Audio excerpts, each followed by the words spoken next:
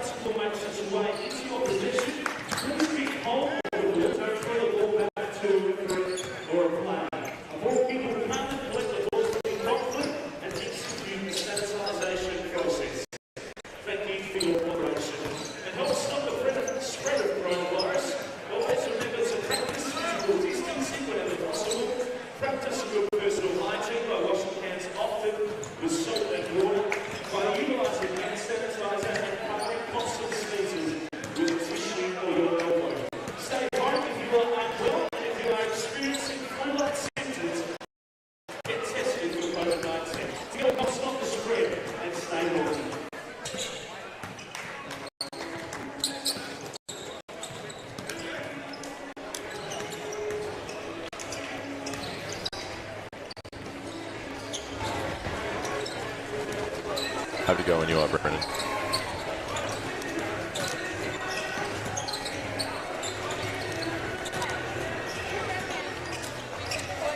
All right, so we'll go intro, can be 1 or 2.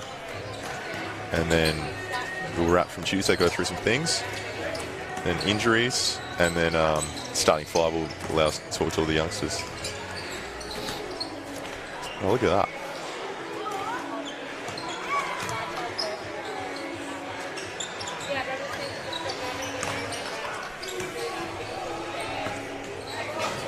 Hello and welcome to the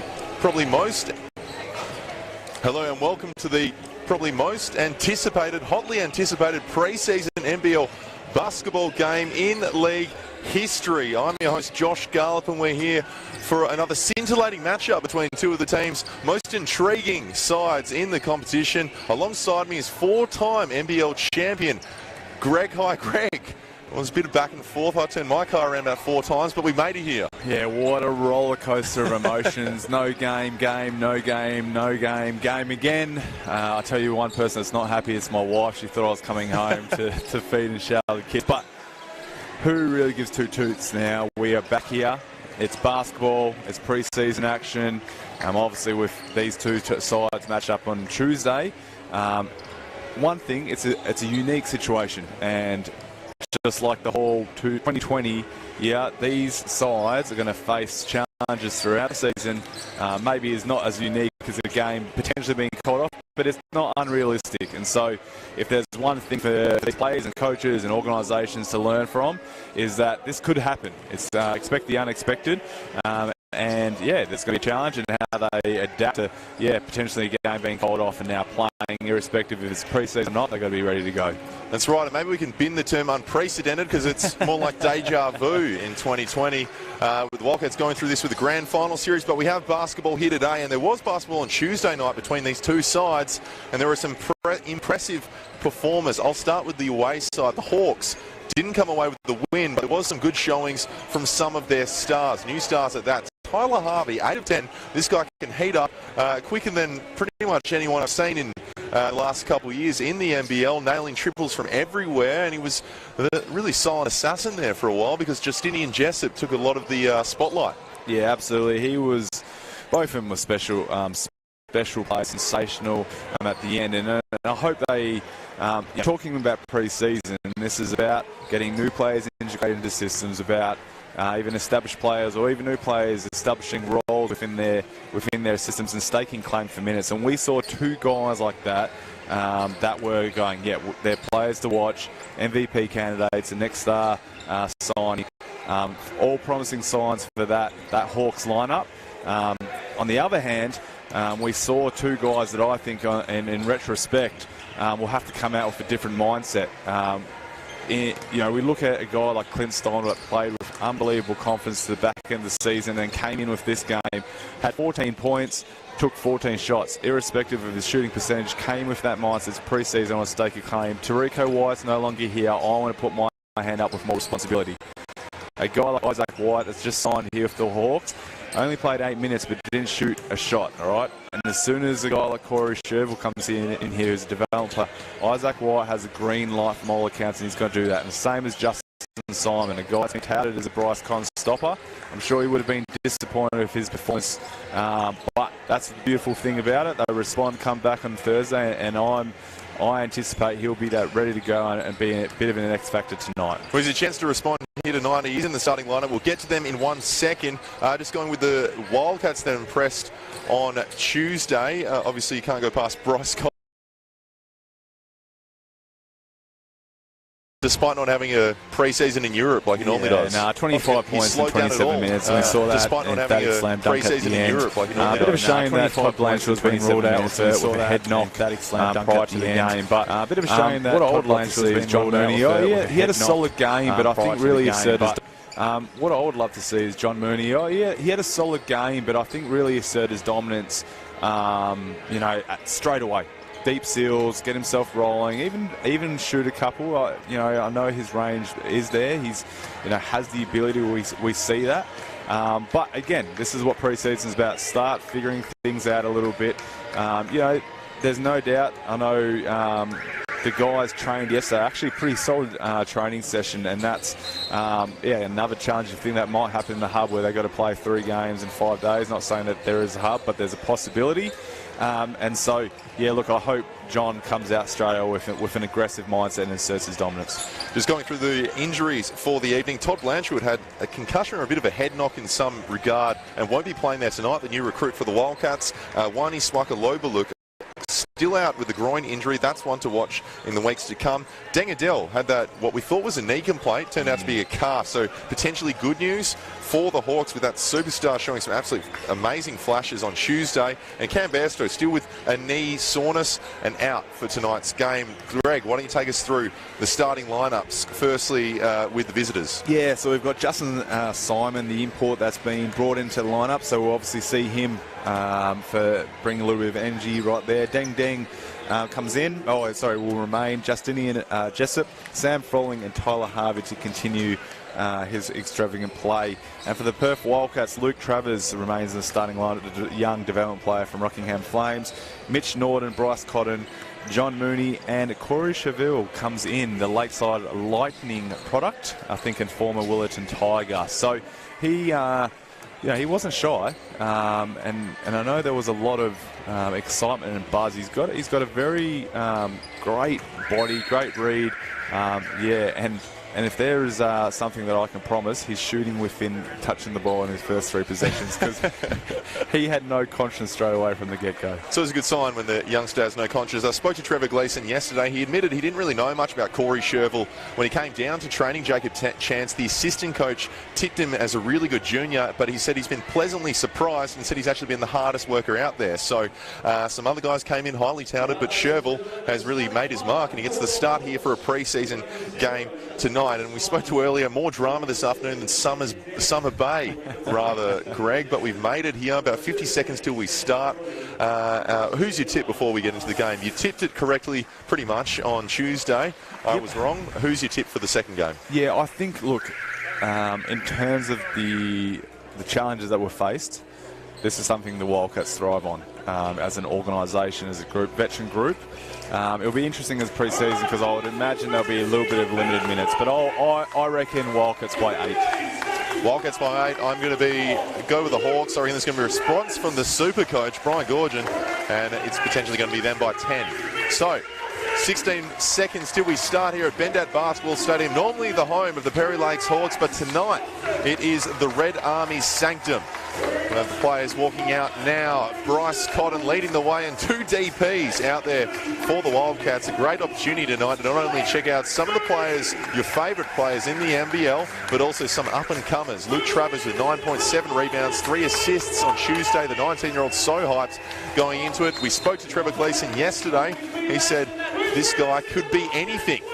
Is that good or bad, Greg? Could be anything. Yeah, and I think that is. I mean, there's so many uncertainties, and we saw it. There was glimpses of brilliance. He's young, and he'll make mistakes, but his basketball IQ is through the roof. His athleticism is through. He's grown significantly in an off season, so there's no doubt. But as he gets more and more experience, hopefully those mistakes become less and less common. Bit of a miss start, and Deng Deng slides in to steal it. Harvey will steady the ship. Norton taking his place in front of the import Harvey. Rolling ripped straight to the bucket, spins to the middle. There's a foul on Mooney and it'll stay baseline Hawks ball. Seems to be the fixture both 2 times we've seen these teams play, going big early. As we wait for the ball to be inbound, and congratulations to Andrew Ogilvie for being appointed captain for the Hawks as well. AJ Ogilvie, well done. Deng Deng. Great little move in the lane and a floater over the top of the leaping Travers. Norton being picked up full court by Jessup. Cotton searching for Mooney. We'll speak to it later, Greg, but not too many entries. And you picked it, the youngster wasting no time. Get to know Corey Sherville's name because otherwise he'll tell you about it. Deng Deng high. Harvey again, the development player, went to St. Edward's Division 2 NCAA College, and he's here with the Wildcats tonight. The double team coming on Harvey after an impact on Tuesday. And this will be the interesting thing coming from the first game is now how they adapt Harvey, who shot 8 from 10 from the three-point line in the first game. Now they're going to start looking at doubling him, playing different schemes. Great to see. Throw the ball with John Mooney, very first possession, assert his dominance. Deng Deng searching for the post. They've caught a travel on Jessup. We still make the deep 3 step back. Just adjusting to the NBL calling. Interesting pressure here from the Hawks. Jessup up full court twice here to start. Interesting, Harvey's matching up on Travers and not Bryce Cotton. On baseline, collected by Harvey. He's fine, stays on his feet. The pressure immediately coming from the help side. We've got great seats here, but there's a little bit of white man can't jump there. Wesley Snipes. Oh, yeah, with Bryce Cotton's hairstyle right there. It's better than both of ours. So Sherville grabs it high. Cotton coming up screen. Lovely little fake. Gets a lot of contact, but the refs didn't see it. It will go off Travers' feet and go the Hawks' way. Looking for a little bit of press action right here for the Perth Wildcats, and this is their tendencies to play up and up in their face, full court pressure. Deng will bring it up. What we're seeing there is they'll obviously deny the ball and allow a guy like Deng Deng, who's not a primary ball handler, to bring up the court and initiate the offense, something that's uncommon, and obviously put a little bit more stress on the other guys. Rolling, diving to the bucket after the screen on Harvey. Jessup finds some space. The running lefty falls short, but Simon skies in for the rebound. Deng, fade away. Cotton fighting and throwing it on the opposition side. Risky, but it pays off. Travers has some space, goes into the body of Harvey, finishes in the lane. Can't finish. Work by Sherville to find the offensive rebound. Mooney asking for it in the post. He receives. Going against Froling. A lot of contact. Mooney with the fadeaway and high-arcing shot over the top of the very tall Sam Froling. Well, there's been big play after big play in terms of just love that tenacity by Luke. Even I'm going against Harvey, I'll attack him, then the offensive glass prowess, and even on both sides, Justin Simon trying to get himself into the game with an O board. Simon attacking the boards. Tenacity as Mooney looks for the back door. Sherville being guarded all the way past the three-point line. Mooney has some space now. Sherville again, wasting no time, but this one doesn't drop. The Hawks pushing out in transition quickly. Harvey. The attention coming. Deng Deng's in the corner. They opt for Simon. Froling has some space to operate against Mooney. Works to his left hand. And Cotton will likely push the break, but the Hawks have numbers. Looks for a quick drag screen here. Mooney had a moment there in centre. There's a clear focus of getting the ball inside to the post. If both teams combined having under 10 possessions in the post last game, as we saw Mooney getting fouled under the hoop. Seems to be, they seem to be, as you said, targeting Mooney on Froling. Do you think that's would be something that Gleeson would say? Get a guy in, you know, and you know, he's obviously a really physically imposing guy. Keep your voice down, Greg. That one drops. John Mooney started well here in the second game of the week. It's not the biggest crowd here, that's why we're whispering. But as we go back to that, no, absolutely, get him in the game. An early post touch, let him throw the ball, but he's had a great start. Simon, guarded by Cotton, hands off to Deng. Jessup goes past Travers, but the help comes from Mooney. It can't drop. Froling working hard, and eventually his tip in goes his way.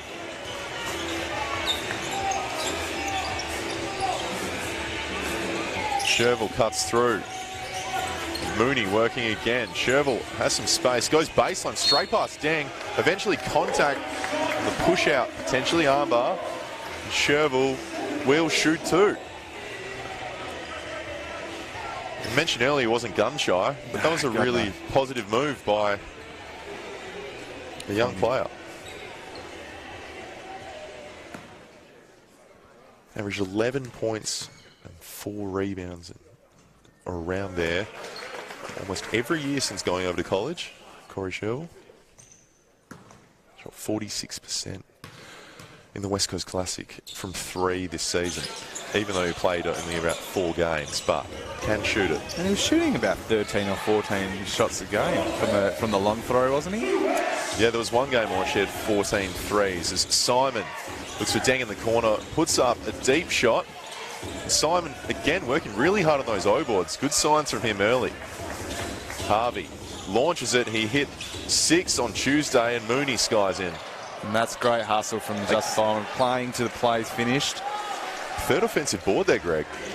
And this is what you could do when you may be struggling, I guess, to find your role specifically in the team so far, is get yourself the things that you can control, an O-board, a deflection, likes that, you know, get yourself into the game. Great finish with Mitch Norton off his left hand. He struggled a little bit offensively on Tuesday night, but great to see with an aggressive nature and a great finish with his non-preferred hand right there, Mitch Norton. I believe that's Harvey's second foul. So it's a tough break for the Hawks. He disagreed with the call.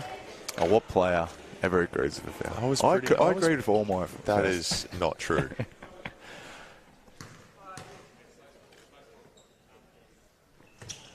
Norton makes it a traditional three-point play as Nah comes in for Jessup. So Harvey will stay out there.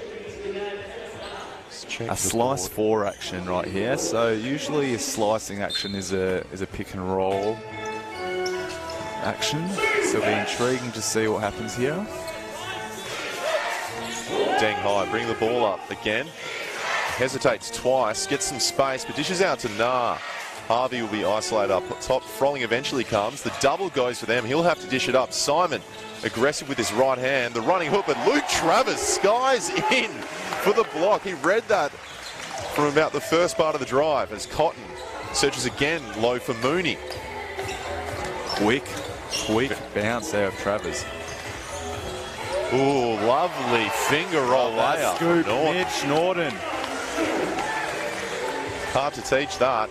Harvey doesn't hesitate. He can do that. Puts it up straight away. Even off balance, he is a tough shooter. A lot of his shots on Tuesday were off balance, so this is a guy who can really hurt you from everywhere. As Travers switched on to Froling, goes straight past him, goes for the reverse layup, hangs in the air and just finishes with ease.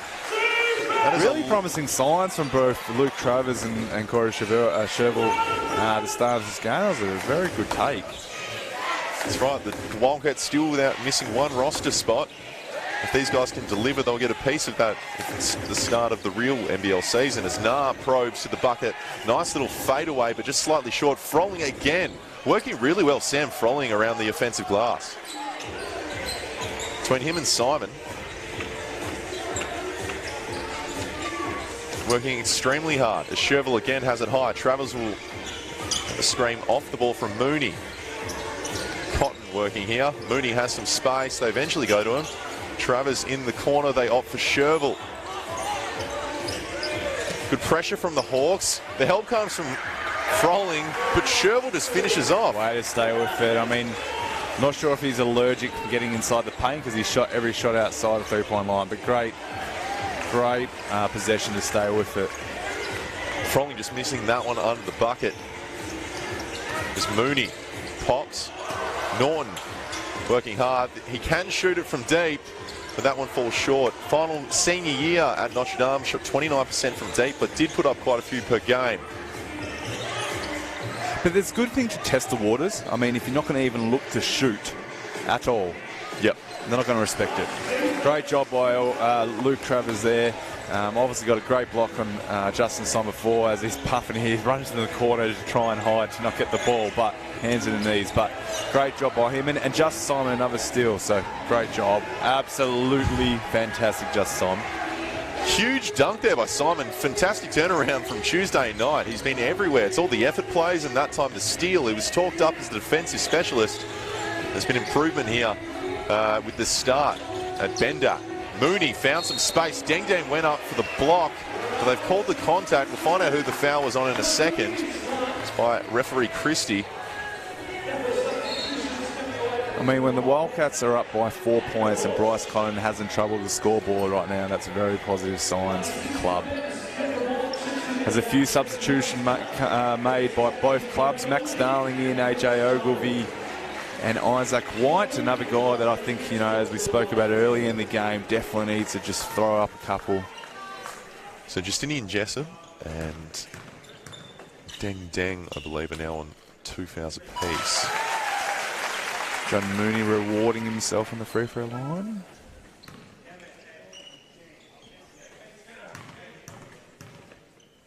Bit of talk out there between the players on the court.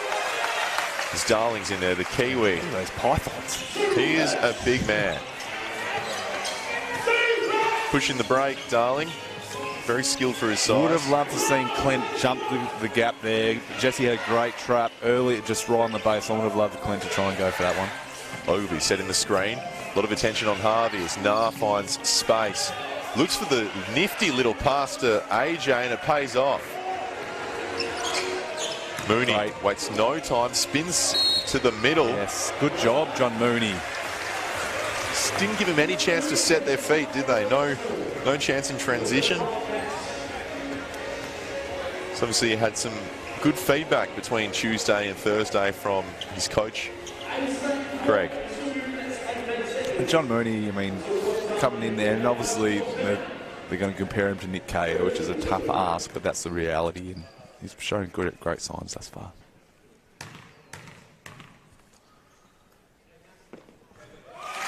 Darling just asking for some clarification on the baseline. Mooney makes first free throw.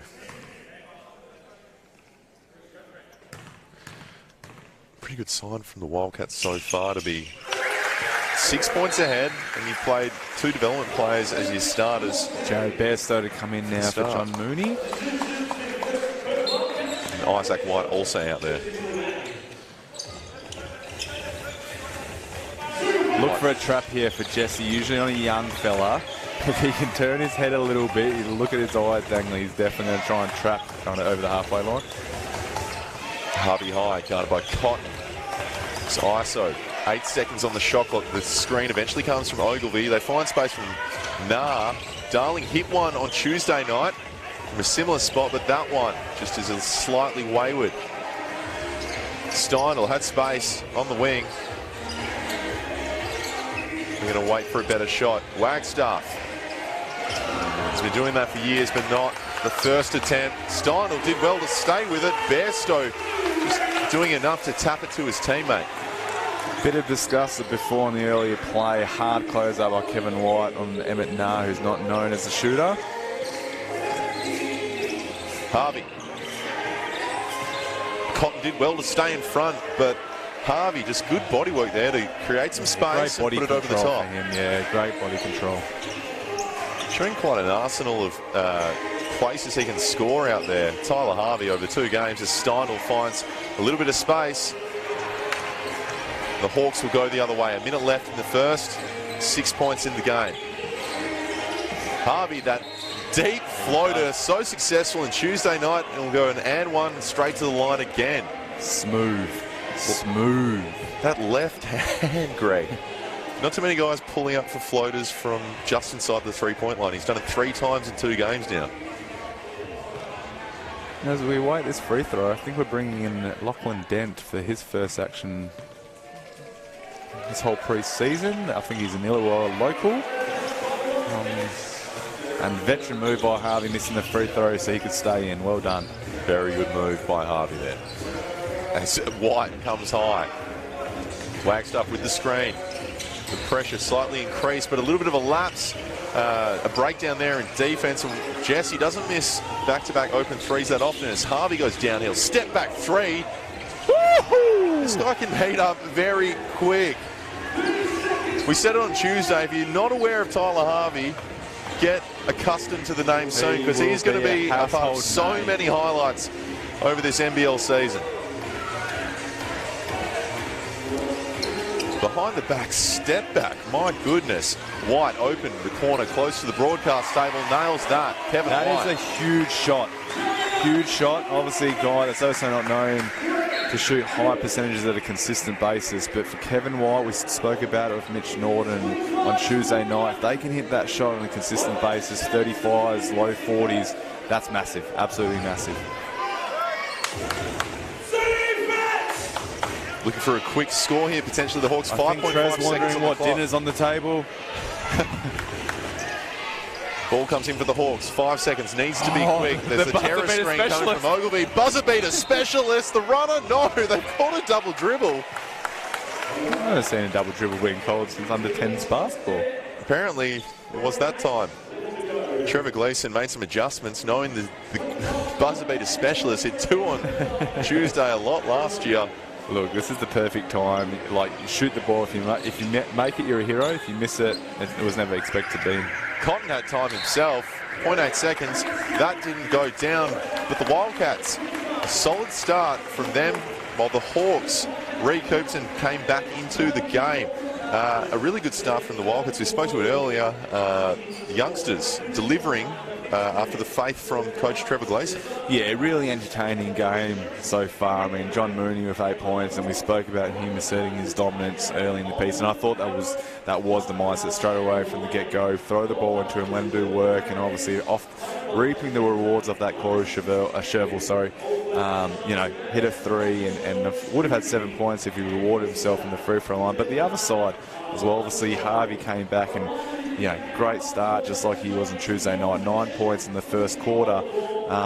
But what I loved was Justin Simon, and I feel like I'm the oracle or whatever that may be, because I predicted it. I got a little bit too excited, but we second game in and absolutely. But we spoke about that. Bryce Cotton, I don't think has scored so far in the game, but 4 points, got a steal, got himself a dunk, energy points, plus minus his 7 points in that in terms of his efficiency. So that's what you want to see. Unfortunately, in the professional sports environment, the imports are the ones that unfortunately face the pressures the most, because they're replaceable in that regard. So, for him to respond in that manner, even though it's a pre-season games, they're invaluable right now at this period of the season, because there's no blitz coming up. We don't know. Just like today we were speaking about, we might not even have the possibility of a game. So every game is going to be huge and significance, because any day now they could be going, all right, sorry, we're done, and the regular season starts.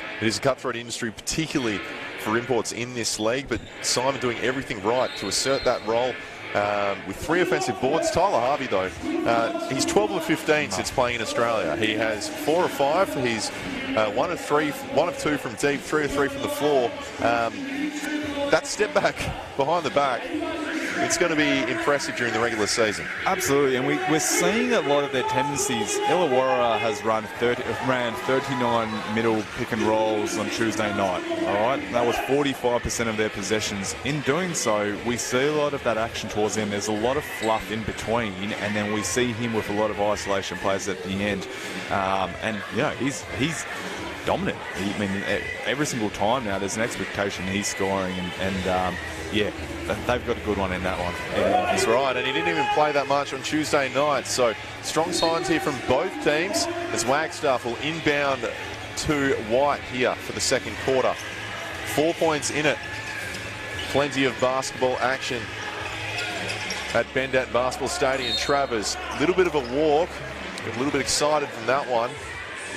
We'll go back the Hawks' way. Should have made the pass. Don't dribble, Luke. Quick pass, quicker than dribbling. I like the aggressive mindset, though, from Illawarra. They trapped straight away off it, and that's what we're going to see with Georgia and more games. A lot of people, sorry, as Jessup scores 2 there, a nice nifty layup. That's what we're going to start seeing. A lot of people hiding the cards right now, so good to start seeing maybe the true defensive philosophies. Clint coming off here for a 3-pointer. Oh, nice little fake up, get White in the air, but eventually got it away. White will push this break. There's been something behind play, a little wrap-up between Ogilvie and Bairstow. It might be a double foul. Yes, absolutely. A double foul. Double foul will stay the Hawks' way. The rebound there. As we start, Jared Bairstow, perfect signing, got a double foul, got tangled up. That's just, I like that from a Wildcats player. Darling will collect it. Jessup will bring it up. As the development player, Dent, is out there. Ogilvie looking for the entry pass. Eventually finds Jessup. White searching for space. The double goes on the wing. Darling down the middle. The floater in the lane. They've called a charge. The big body from Darling just going through the wily Jesse Wagstaff.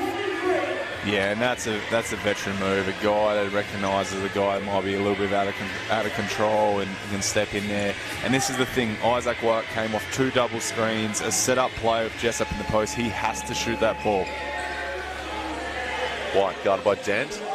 The terror screen almost attempted by Wagstaff. He now calls for it. Bairstow look for Steindl coming off this one. Wagstaff dumps it down to Steindl. He's caught under the bucket, eventually finds an open Bairstow. That one can't go in, and the Hawks will go the other way. Jessup picked up by Travers. The screen comes from Ogilvie. He'll roll to the bucket. Searching for the corner. No one wanting to shoot it right now. Eventually White says, I'll have a look. The hesitation works all the way into the hand of Ogilvie. Just a juggling of the ball for the Hawks. Someone just needs to shoot it. The idea was right, though. AJ Ogilvie probably needed a little bit more aggressive, Greg. Yeah, absolutely. I mean, he wasn't prepared for the pass, but I don't want to sound like a beaten drum here, but Isaac White, I mean, I've even just seen Shane Follen tell him to shoot the ball. He needs to be aggressive. Dent eventually puts up a shot clock 3, but Jessup finds it, so they'll get another look. 10 seconds on the shot clock right now. Jessup probing, the double going on those screens, and Darling again is open but can't connect. They've called a foul on the rebound on AJ Ogilvie. He's saying it should go the other way, that he was wrapped up by Mooney. Love what Jesse Wagstaff's doing right here. He's seen that there's been a few dead possessions and no scoring output. Quick huddle before one going in and get himself a set play. Obviously with the retirement of Damian Martin and that leadership role, great for Jesse Wagstaff to recognise that and maybe get a quick possession down here. Darling shot the ball well from deep in Croatia, so no reason why he shouldn't keep shooting it from out there, and it's pretty important if they're sending the double each time, as the pressing full court man-to-man comes out for the Hawks. Wagstaff trying the terror on Dent. Mooney high. Wagstaff again had some space, opts for the 2, and that one's short. He's hit the deck and grimacing on the deck. White finally puts the shot up. Falls in the hands of Darling. That's fine though. Baseline's there. Gets very deep. Dent now has an open look. And Lockie Dent, a nice little 3 from the development player. Absolutely, and it's great job by Isaac White just to even, you know, let yourself a little, be a bit comfortable, but then great follow-up probe and being smart. He's definitely, you know, he's a smart player and he's consistently looking for others, but what was he being recruited for? Coming out of Stanford University, that was, you know, he's a shooter, and the system that Brian Gorgon, we can see that with what they're implementing right now. You know, you're a shooter, so reward yourself, young fella, get yourself on the board, and get your confidence going. He can absolutely shoot the lights out when he's up and going. 3 years at Stanford, but Brian Gorgon just right into this game. They've taken a 1-point lead, the Hawks, about almost 3 minutes into the second quarter. And it's always good to see when a Boomers coach is with that much experience, 6-time Coach of the Year, 6-time NBL champion. It's a preseason game and he's screaming to get everyone in line. It's passion for the game, Greg. You love to see it. Absolutely, and he gets to see firsthand. Bryce Connor, hopefully that citizenship comes up any day now. I have to speak to my mate Mark, Scott Morrison, not Mark, you know, Mark McGowan, but the Prime Minister Scott Morrison, and get that across the line. But yeah, look, I mean, it's fantastic for him to come back, you know, on our shores, and obviously spent a considerable amount of time in China and highly respected in you know the National Basketball League and amongst players and peers and everyone that you speak to. No one has ever said a bad word.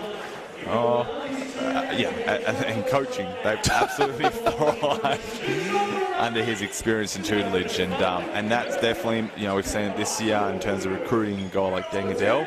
That's going to pay dividends for that club going down the road.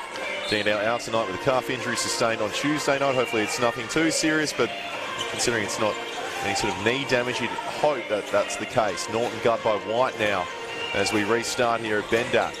Mooney again searching in the post. A great backdoor cut by Cotton, almost rewarded. Good pass there by Mooney, the big man, showing his nous at the post. Jesse receives it. A nice little alley-oop play there between Norton and Jesse Wagstaff. Great job by Mitch Norton there, just getting inside, getting deep as well. Yeah, rewarding Jesse Wagstaff with a great screen. Full court man-to-man here from the Cats. Just trying to get some time off that shot clock as Jessup receives a lot of pressure. Steinel guarding him. Darling looking for the swing. Isaac White goes back door, but it's picked off by Mooney. Just got a hand in. The Wildcats will reload at the other end. Screen in transition from Wagstaff, but then there was contact from Darling on the switch. Don't pick it up, but Jesse Wagstaff there with a quick screen on Max Darling. This is, you know, guy first in his league and getting a guy, and sometimes a foul is just as valuable as 2 points. So great job there by Jesse Wagstaff. Turnouts here for Cotton. Wagstaff looks like a travel, and it is. Just a little bit adjusting to the new season. Lovely endeavour by Lachlan Denton there, chasing Bryce Connor, which is a tough ask, and he battled it around the screen, beat up Clint Stein on one, and then Lachlan Child another. Great intent by him. Yeah, Lockie Dent, been with the Hawks a couple of years now. More reports, very well down there south of Sydney. As Froling works hard against Mooney. Is rewarded with, wait, no. It's a push foul. It'll go the Wildcats' way.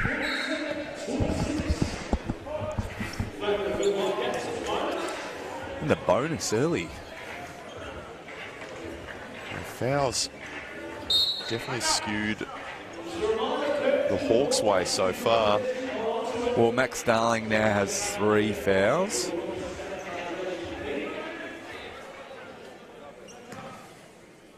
Jessup with 2. Ogilvy also with 2 as Mooney heads to the line. 2-point game. Interesting, Simon's yet to check in. Oh, looks like Harvey will though for the Hawks. Mooney shooting well there from the strip. If Harvey doesn't bring up the ball, I would forecast a trap around the halfway mark on this possession. All right, we'll see how this plays out. So the pressure's definitely up for the Wildcats. 3-point lead for the hosts right now. White. Norman was searching there for it. I'll give you it, all right? Jessup to Ogilvy, searching for the entry pass, finds Harvey. He's got enough space to put up a 3. It's called a 2. It'll drop regardless. He's really, really fun to watch. 13 of 16 since playing in Australia. Tyler Harvey. Here's an arsenal of shots, and he's showing them off so far in Australia. Wagstaff down low to Mooney. Can't finish. Good contest by Froling, and Ogilvy cleans up the glass. White reverses through Ogilvy. The screen comes for Harvey. Norton just hungry for that ball. Mitch Norton collected a bit of Ogilvy on the way. I think Ogilvy will want his arm back on that one. Justin Simon to come in here, obviously ramp it up a little bit with his energy and hopefully continue his great form from the first quarter.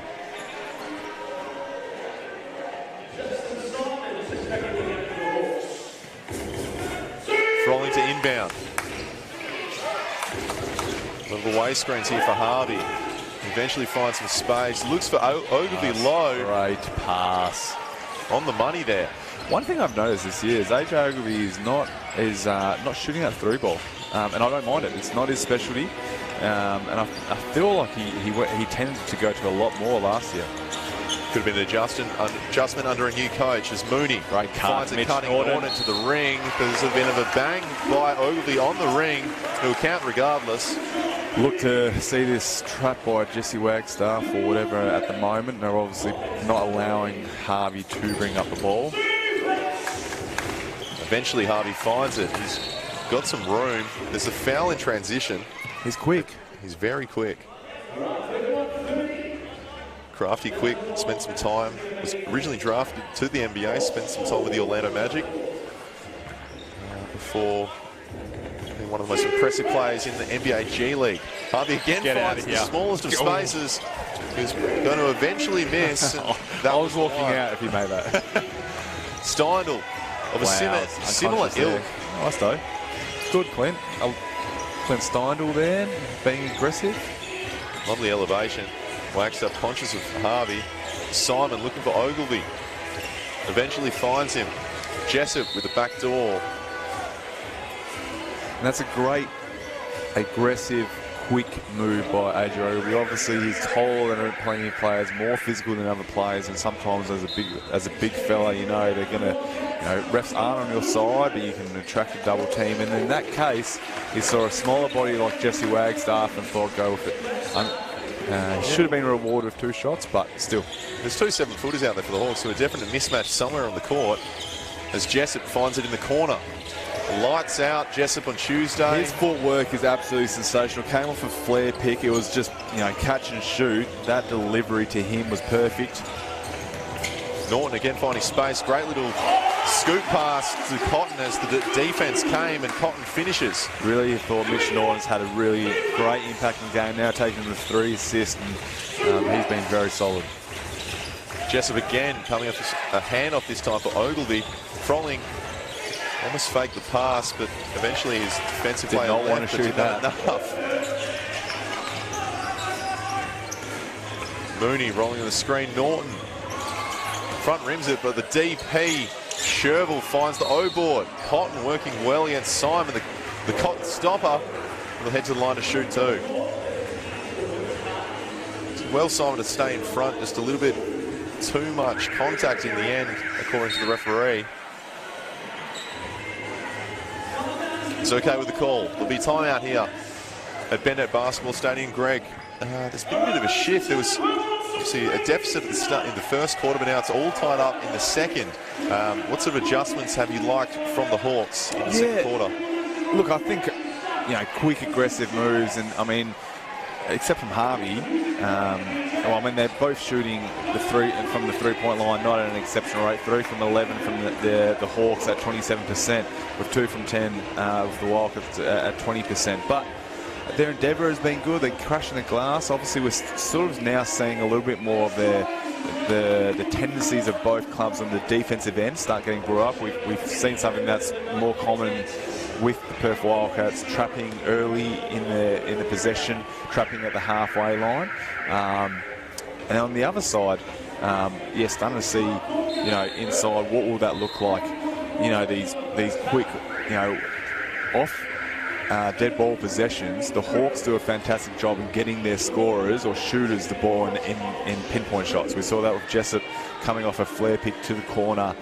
These set plays, I mean, I would be unrealistic to think that these guys are shooting, in terms of success rate, 70-80% on these dead ball possessions, which is, I think, shows what Brian Gorgian is capable of. That's right, and to think that this Hawks side, they're also missing their two, arguably their best locals on paper, in Cameron Bairstow, the 2016 Olympian, obviously former Chicago Bull, and Deng Adele, who was impressive in transition on Tuesday night. Right spot on that, I think. Cameron Bairstow is going to be a big one. We see that their front line's a bit small tonight. He'll be huge inclusion for them. Froling collects that one. As the pressure continues for the Cats, Norton, hungry for the ball, dives on it. Tenacious work there from Mitch Norton. Great job from Corey Sherville as well to stay within the play. And obviously knew this is, and he's got that disrupt. In terms of his athleticism, he knew he could guard Shane. Shane Folling is not commonly known to bring up the ball, and he knew he could take him in a one-on-one possession there. 16 seconds on the clock. He has to throw it over across the halfway line, or it'll be a shot clock violation. Oh, sorry, 8-second violation.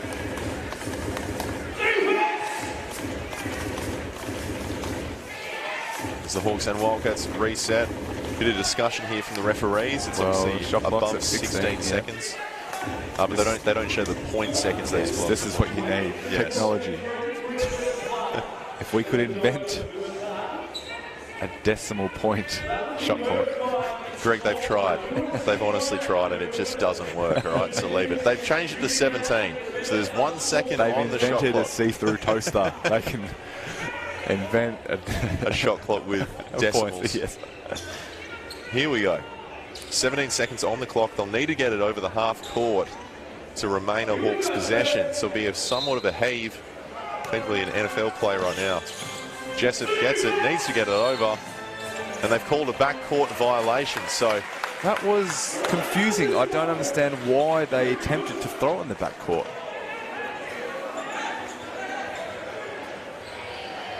Bewildering. It's just been one of those days, Greg. It was tough even getting here. So there's a horns call from Norton. Mooney rolls to the side horns action. And Travers wide open. Mooney great job on the boards, John Mooney. Simon pushing in transition. Tries to hesitate past Cotton. Eventually there's a foul. So good aggression here from Justin Simon. And he'll head to the line and shoot two. Very confused looks all across the court. Didn't hear that.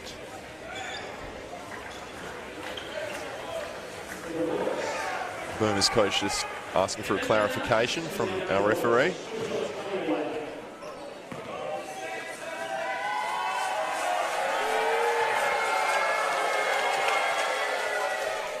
Someone hits the first one. I do love that Trev is like riling. Trev Gleason is riling up the refs just like it's a regular season game. He's also getting himself prepared. Well, he's coaching in under 13 boys junior club side on Sunday, so I fear for the 14-year-old referees as Norton brings it up. Mooney sent that stream. Norton finding space, a lot of contact, collapsed on by a bunch of Hawks. He's okay, but he will head to the line. Good aggression from Mitch Norton in this game. If this is AJ Ogle's foul, it'll be his third foul. And he's had a pretty solid game, so a bit unfortunate for the Hawks lineup there. Yeah, he's been effective across the floor, both ends of the court, sorry. Yeah, it looks like Sam Froling will check in for Ogilvie.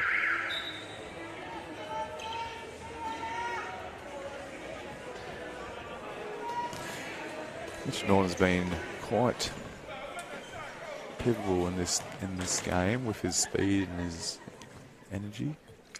Making the first. Yeah, picked up that aggression also defensively since the second quarter. Just everywhere on defense. Takes his tally to 7 points.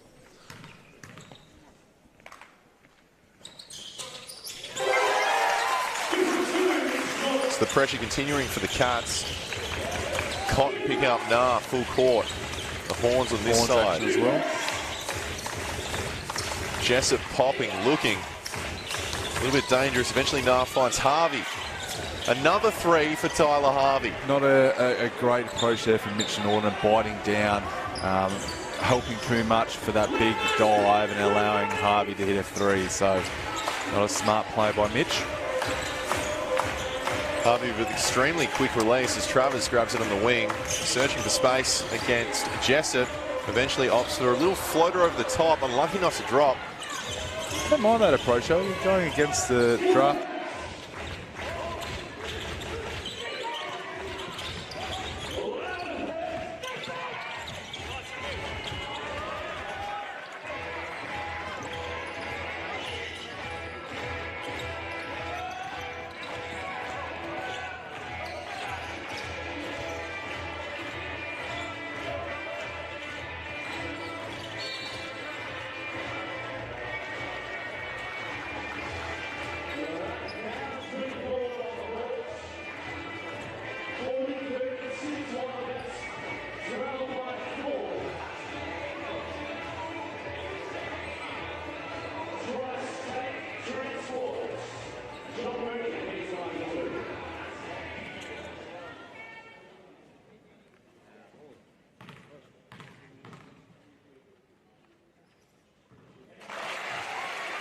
Was right in front of the referee, so couldn't get away with that one.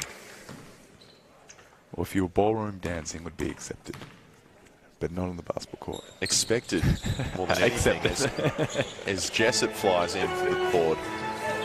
3 points remaining with 2 minutes left in this one, in this half rather, as Harvey hands off to Nah. Froling screening Nah. Jessup doesn't need much space, eventually opts for the step back. Close the doors. And Norton will push in transition. Shervill wasn't afraid early. A little bit hesitant that time as Mooney has it in the post. Froling needs to be careful with his fouls. Great cut, Corey Shervill with a hook. Froling doing well to just take that one away from the development player. It's a minute left. Harvey just calling for some screens. Pulls up, but eventually fakes me out. And Simon has an open three. Would like a deep seal here, John Mooney. Getting down, don't even seal on the block. He's on the seal on the floor. post. Who's that foul on? Well, Simon? It's a veteran move because he knows Shane Froling would pick up his fourth foul if it's not yet. That means the youngsters coming in.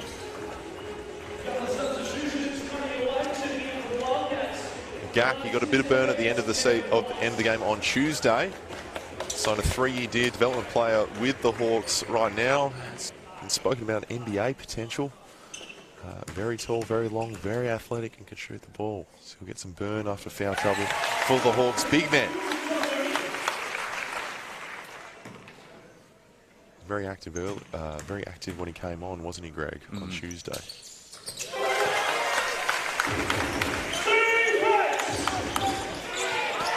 One minute left to go on the half. It's been a very, very good matchup with both these sides in their second preseason game. Harvey. The double comes. Gack has some space. Dish pass just lands in Jessup's hands, and that one goes a little bit too long.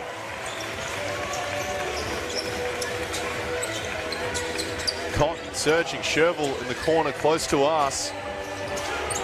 Kevin White working hard, and Shervill gifted. Why not, young fella? Dunk on the baseline. Dunk in your second professional game. I played 243 and never got one. Corey Shervill making an impact in both his games this year. 10 seconds on the clock. Nah will call for a screen from Gack. needs to put it up. 4 seconds remaining. Enough pressure from White, but a little bit too much in the end, and he'll head to the line 2 and the 1. What a great double crossover by him, and just allowing Kevin White to stand up a little bit and causing a little bit of misdirection, and that's quite disappointing by the Perth Wildcats right there. They wouldn't be happy with that one. Looking at Trev right now, he's not happy, but at least they get a possession, and hopefully Bryce Cotton to finish off the half. 3 seconds on the clock. It's missed. Sherville has a little bit of space. That won't count. High off the glass. If that almost dropped in, Greg, I'd turned away. No, high for a guy that just dunked it. It nearly went over the hoop as that was quite comical in a way as he shot a three-point line. I think he realised he was at food court. But no, very entertaining first half there. Josh. That's right, a lot of tit for tat both ways, aggressive plays. Obviously players out there playing for rotation, trying to figure out their identity as teams with a lot of new players on both sides of the court. A 1 point difference heading into the halftime break. Greg, who impressed you in that quarter? Yeah, a bit intriguing. I mean, John Mooney's obviously got 13 points there, but I think we can't go by Tyler Harvey. He's been absolutely sensational, very deadly from the outside. Scored 14 points, but they've been pretty even across the board. Unfortunately, guys, Sam Frolling's been in foul trouble, AJ Ogilvy's been in foul trouble, Max Darling's been in foul trouble. That's their front line, so they're playing undersized. Whilst Wildcats don't have their full lineup yet, and an incoming big man will be joining the lineup who knows when. But the other guy I think has been spectacular in tonight's game has been Mitch Norton. He's a veteran player. Damien Martin retired. There's a lot of question marks, leadership. Who's going to bring that guy that can change the game through that defensive tenacity? We know he's heralded in that, but 9 points, being aggressive, getting guys open, 3 assists. I've liked his endeavour and his intent throughout the game, and then for him to be able to knock down that shot, that's going to be huge in terms of the success of the Perth Wildcats. Well, Bryce got 25 points on Tuesday night. He has 3 points at this stage heading into the second half, 1 of 4, but hasn't really been required. He's creating so much space for his other players, but also you can't take away from the Hawks' efforts in trying to get the ball out of his hands. Yeah, exactly right. I think that's more so. I mean, they're doubling off him, off the on balls. They're lock and trunk. They're being physical. He's small in stature, and any single time you can bump him, and refs are letting that go away to right a quarter. It's not like they're doing anything illegally. So yeah, he's obviously got a little bit of attention, but we've seen those little dump-off pass, little backdoor cuts, some slips. Those guys are reaping the rewards of the close attention of the two-time MVP. The last thing before we go, the main difference on the box score, besides a couple of things, is the foul count. So we have some big names from the Hawks. They're in a bit of trouble, particularly their bigs. Sam Froling with 3 fouls heading into this one. Justinian Jessup with 2 fouls. And then on the bench, AJ Ogilvy also with 3 fouls, and Max Darling with 3 fouls. So the big men in a bit of foul trouble. Could this play a part? Could this play a part later on in the evening? Regardless, it's been a fantastic showing so far for a game that barely even happened, Greg. Basketball, we love it. We love it. We do. Thursday night basketball, I will turn my car around 20 times if it means we're going to commentate a basketball game. Plenty more basketball action in the second half here at Bendat Basketball Stadium. 1 point in it. We'll have more for you right after this.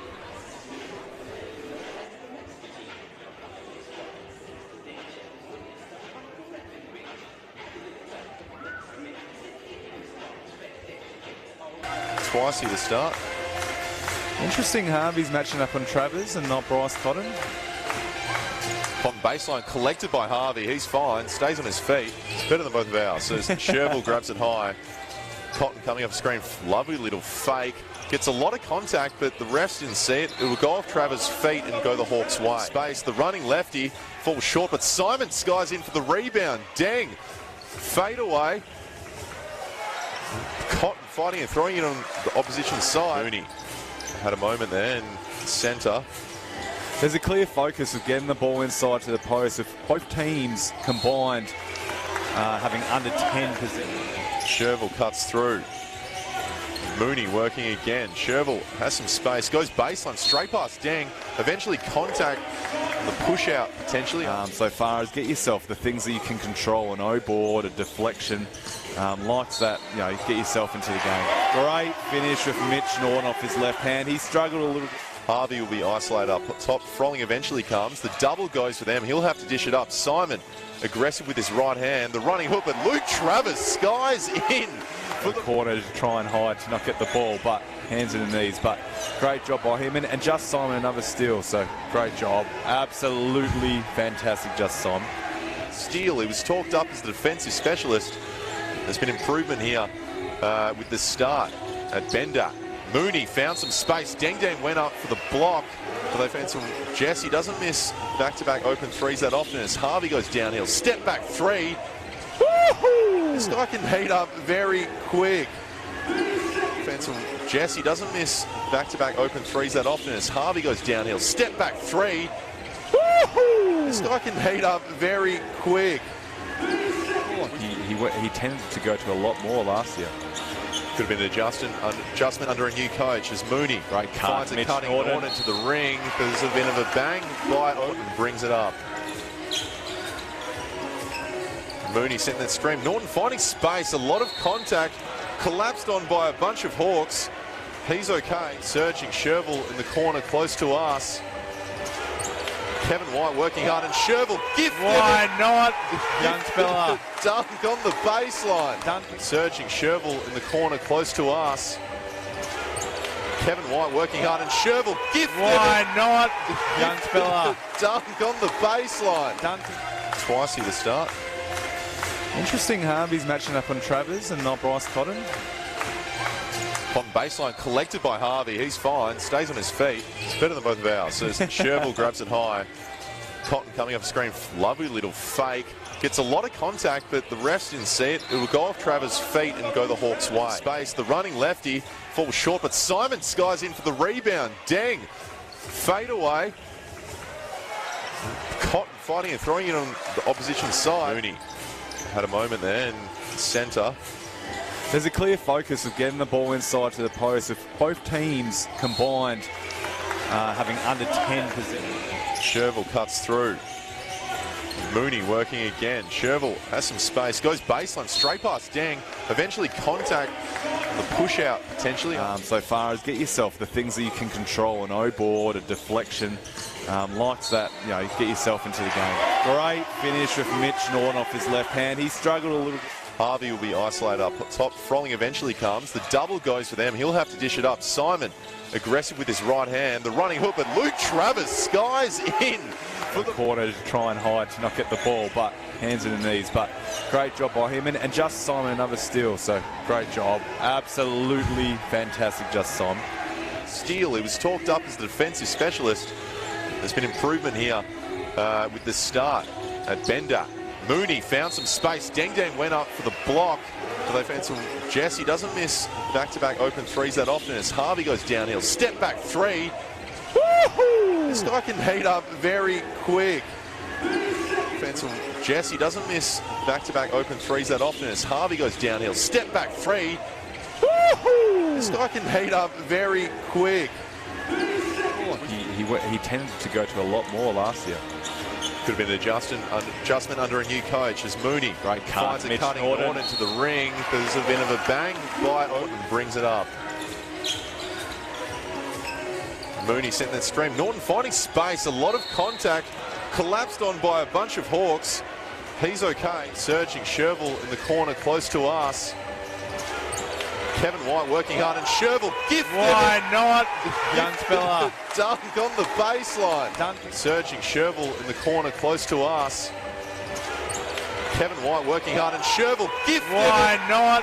Young fella. Dunk on the baseline. Dunk. Twice here to start. Interesting, Harvey's matching up on Travers and not Bryce Cotton. On baseline, collected by Harvey. He's fine. Now we're back at Bender Basketball Stadium for what has been a fantastic showing so far. I won't go on about it anymore, but it almost didn't happen. I'm with Greg High, the four-time NBL champion, also 3-on-3 Number one ranked player in Australia. Thank you, Josh. Oh, I was that once, but don't worry about it. But anyway, staying with the game at hand. Fantastic showing so far. We were looking at the stats just then. John Mooney, he's been a focus of attention for the Wildcats offense. He's doing all his damage from the free throw line, though. Yeah, 11 from 12 at 91%. And that's, we spoke about it before.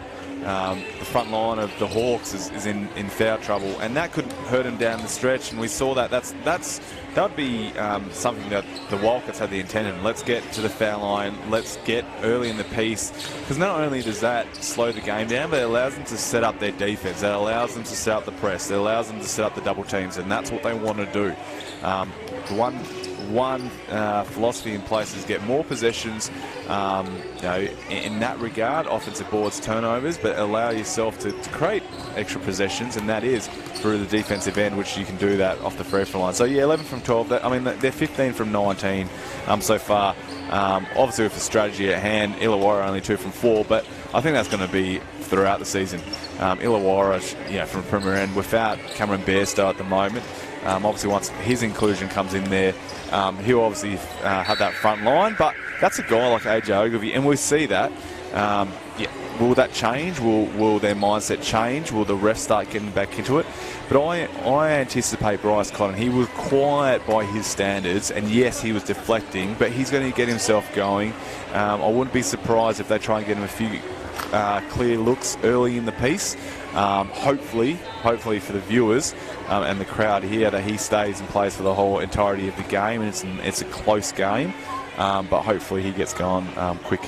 Well, we have another half of basketball, NBL preseason basketball here, but it would be remiss not to mention that this Sunday we've got the WNBL Grand Final. How good. The Southside Flyers beating the Townsville Fire in was a barn burn we had on at work. Charlotte Hill, 30 points. Loz Nicholson, 30 points. Obviously, Liz Cambridge, 31-18. But Charlotte Hill lighting it up. And the UC Capitals going down, last year's champions going down to the Melbourne Boomers. So it's a completely Victorian affair for the grand final. Well, no, Townsville have to play Melbourne to sorry, there's the play. Yes. So this is foolish of me. Yes, and then so whoever goes in there. So the playoffs, they'll play, obviously, not home court advantage still at Townsville, but it was an unbelievable game, yes. So I thoroughly enjoyed it. I thought Stephanie Blickars, Sarah Blickars was really good. Rebecca Cole in the first half was really special in that regard. And Liz Cambage is, I reckon she could give me buckets. Like she's dominant on both sides of the court. But yeah, well done to those girls. That's been awesome to watch over the last 6 weeks, and I'm extremely excited to looking forward to the grand final, and obviously before Townsville and Melbourne, which Kelly George, Maddie Garrick and the likes, and obviously Nicholson and Hill with Townsville. So great work for the WNBL Stars in action over this week, but right now we're at the NBL pre-season as Norton brings it in for the Wildcats. Cotton coming up multiple streams, goes back, the handoff to Norton. Backdoor Travers, love a little touch pass, but a lot of attention around Mooney. He's fighting hard under the bucket. It's a held ball. Look, I know it was an unselfish play by Luke Travers, but he's under the hoop. He should just put himself back in there as well. He's a bouncy player. There's no reason why he couldn't have elevated there. Regardless. I think Trev is signaling he wants to play Thumb Wars. So we continue here, and the pressure from Sherville, and Harvey eventually finds some space, pulls up with the left hand. That one can't drop. Tyler Harvey was so effective so far across this game and on Tuesday. Sherville tries to go past Deng. Simon again, the defensive pressure, but Cotton's coming back. Cotton.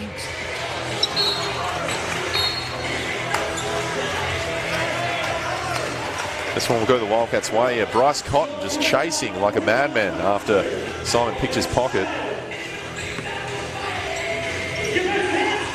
Pressure up here from the Hawks.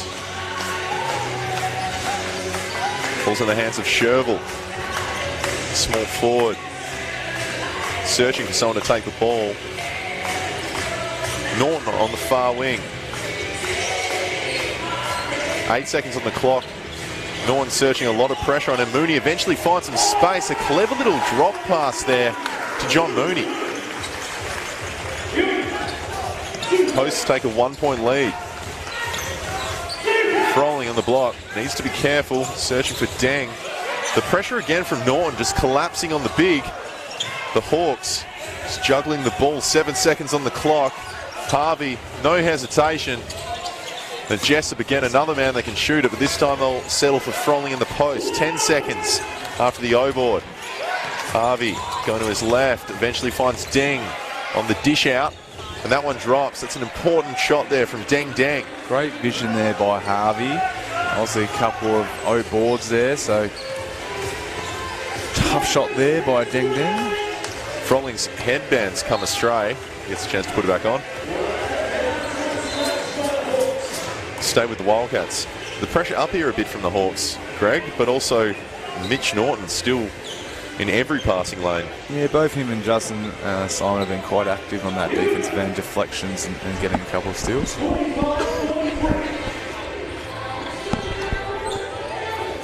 Travers finally finds Norton. The swing comes in the screen on Cotton.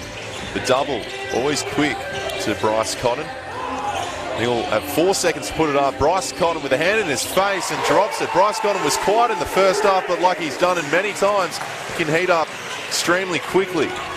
His game can change in an instant. He can put points on the board quick. Deng has just hit a three. This time puts it on the deck. You're right, so many times across his career in Perth he'd been held to the first half and just takes his time and finds his spots when it comes. And a shooter just needs to get their eye in, and we'll see there. Bryson would not be surprised if we start seeing his aggressiveness start elevating after that shot. So Deng will have a baseline. You spoke to earlier, they've been effective from these out-of-bounds plays. Deng searching for the post. Jessup coming up a roll, but it'll be a foul on Travers. It'd be interesting if they run that play again. So they run a curl action with Deng coming off the curl there. A little bit of misdirection play there with what's on the sidelines. So that's not going to help me, but then Jessup coming back out. Jessup, the ISO on Travers. Actually goes Harvey's way. He thought he connected with Norton. Norton there with his hands. Throw one down, young fella. And the half. Luke Travers. That'll be Sam Froling's fourth foul. So an important little play there from on the back of Mitch Norton's tip. Luke Travers, it makes it look like jumping's easy, Greg. What he just did there is skying through the... Does he have mini trampolines on his shoes? It feels that way. I know Flubber was just a film. Must be nice. It's a great play there from Norton. Harvey thought he had a bit of contact then from the Mitch Norton steal. But just the dish out for Travers. Enough. Up to 6, I believe, for the game. Luke Travers. The double comes on Jessup, getting the ball out of his hands. And Deng just going straight at the bucket, fumbles, but it'll stay the Hawks' way. Still only 4 points in it. The Hawks bench very vocal through Kevin White. Loves a cheer. Ogilvy replacing. So here we go. Here's a curl cut. Jessup coming back off. So they run 2 actions there. Stays on the ground. The Hawks, the Wildcats wanted to travel, but Jessup, his body control is solid. You wouldn't think for a guy fresh out of college he could play at that poise. He's definitely special. Obviously, the Golden State Warriors saw something in that. I'd hate to say Klay Thompson similarities, but... Yeah, please don't. I won't then. Scott misses a 3. Jessup again, dribbling down the court. Deng with the screen on Harvey. The double goes. Deng wide open. Just forcing the extra rotation out of the hands of Harvey. Jessup's been effective tonight. 4 from 8, but... A lot of the shots are step backs, under pressure threes. Similar, he allows the game to come to him. He's not forcing the action. And that might be from, obviously his philosophy playing off Boise State, a 4 years senior. Obviously a mature head on him.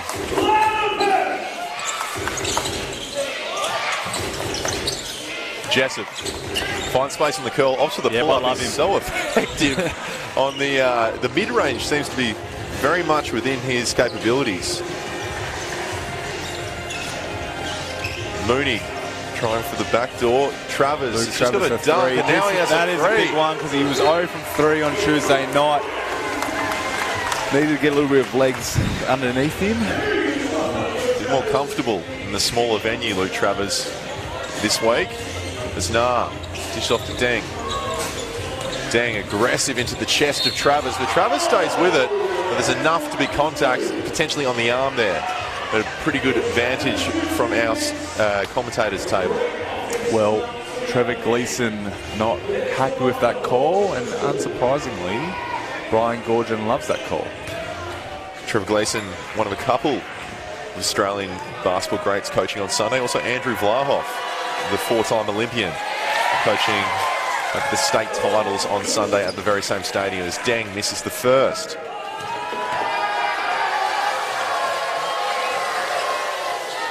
And makes second. So the pressure up here from the Hawks, both ends. It's been very much improved pressure. Sherville goes for the terrace screen. Norton doesn't hesitate. Goes at the bucket, and Ogilvy with the heads-up play to dish it off. Still stays in the hands of Travers. Composure from the youngster, but enough to worry him out of that shot. Bit slow to get up there, Luke Travers. He needs to finish this AJ Ogilvy. Good hard run there from AJ Ogilvy. He worked hard on the other end and was the first down here offensively. Tyler Harvey up in the lane. Deng, a charge. He had his feet set. Great read by Deng Deng right there. That does not count, Tyler Harvey. I'm sorry. You still have not missed the shot since you've arrived in Australia. Good play by Deng. He's getting a lot more opportunity with Bairstow and Deng Adele out for tonight. He started on Tuesday. Luke Travers sitting down after having 8 points there. Quick 5 in his half.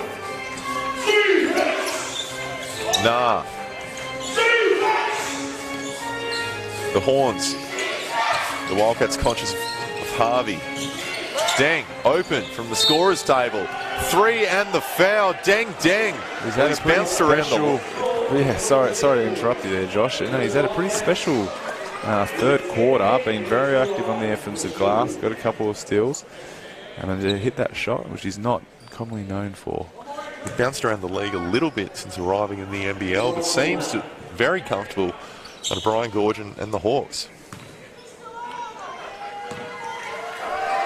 Been a recruiting strategy, I think, for Brian Goorjian, going with a lot of guys that have a lot of length and a lot of athleticism, which compounded with that, I think that's his strategy. Get deflections just like Justin Solomon, a guy that's going to be able to disrupt the offensive end, get him in a few extra possessions, get him a few cheapies.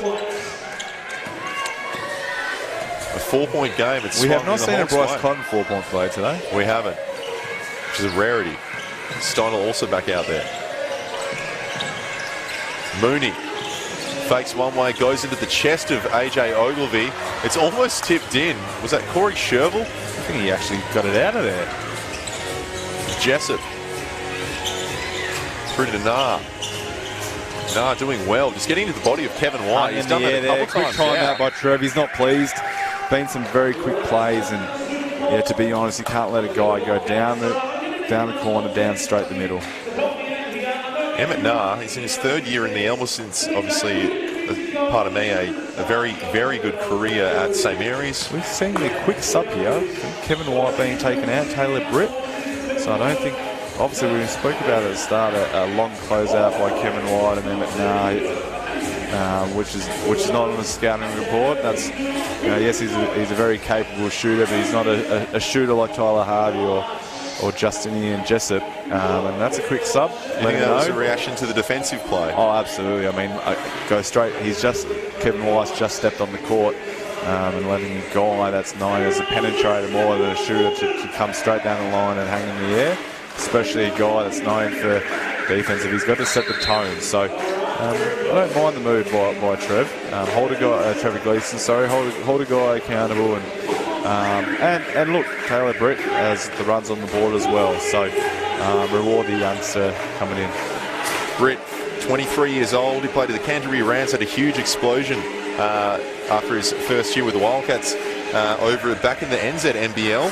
Managed 19.5 points per game, 6.1 rebounds and 4.6 assists in a very good league over there in New Zealand. So Taylor Britt, established, but it's his first time seeing the court this week.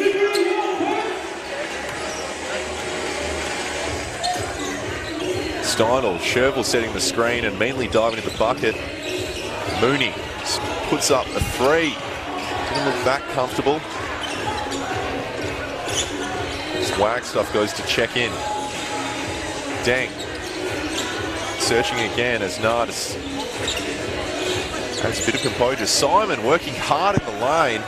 Great move, Justin Simon, and that's the ones, you know, his strength is in his shot. We saw that he wasn't comfortable shooting a three, but take a guy, Bryce Connors, a smaller guy. Take him off the bounce, be strong, be aggressive. Double action Isaac White here. White just couldn't get the ball to Simon over the top. He's now made it into the key. Sherville poking it away, gives him another opportunity at the ring. Deng skying for the offensive board. Go the Wildcats way? Was that going to love the energy by Lauren. This is the thing. This is, you know, it's ugly basketball. It's preseason. Basketball is the second game in 3 days, trying circumstances, and we're seeing this right now. Illawarra are just rewarding themselves with harder hustle effort plays, hard intensity. The effort from Simon and Deng and Froling when he was on the court on the offensive glass has been fantastic as Nard collects a screen from Ogilvy, finds Deng. He's already hit one from his side. And that one's just short. 50%. Happy with that for sure. Britt. Mooney missing Jesse Wagstaff, something the hoop just then. Mooney going baseline. The double comes. They swing it now. Cotton with 7 seconds on the clock. Tapped away by Simon. He'll take the isolation. Dishes out to Steindl. Steindl knocks down the triple. Clint Steindl, one of the best shooters in the country. And he's looked good so far over these first two fixtures. Exactly right. 1 from 3 from the three-point line. He hasn't, maybe he's a bit fatigued because he hasn't looked as aggressive as he was Tuesday night. But yeah, great knockdown by Clint Steindl. Great pass by Isaac White right there to AJ Ogilvy, who now needs to reward himself with shooting 2 from the free throw line. And as we can see, it's reversed in the second half. Illawarra is starting to put a little bit more pressure on inside the key, and they've been rewarded 5 fouls early in the piece. Well, sorry, with 3 minutes left in the third quarter, and getting to the free throw line for AJ Ogilvy. Steindl had that calf cramp or complaint on Tuesday night because he played a fair bit. I wonder if it would have anything to do with that, his limited minutes tonight. He's paused at the moment. He's AJ Ogilvy laughing. An odd interaction. There's 3 minutes left in this one. 6 points the difference. Bairstow coming back in for the Wildcats, and Justinian Jessup also coming back into the lineup for the Hawks. Missed opportunity for the Bairstow family over those 2 games. Potential to play against each other, Jared and Cam. It's Cotton collects it on the wing. Wagstaff working hard to stay in front of Simon. Simon's getting a little bit frustrated, and Cotton eventually just pulls up. Good contest from Jessup. Simon. Jeff's going back door. Nah. Waiting for the screen from Ogilvy. Simon, he's been good. Going to the bucket so far. Nah will have to put up something soon. 5 seconds on the clock. Emmett Nah. Nah, just short. I'm a bit fearful. Bryce has not been taken out of the game so far, so he will not play in the fourth quarter. They're playing him lengthy minutes, get himself going, and he'll be sitting and put on ice. Well, it was labelled the Cotton stopper, but Simon's done a fantastic job this game to cause havoc for the Hawks against the Wildcats. A very good defensive play throughout this game so far. Good adjustment from Justin Simons. Jessup, good pass to a naked Isaac White. Steindl comes through.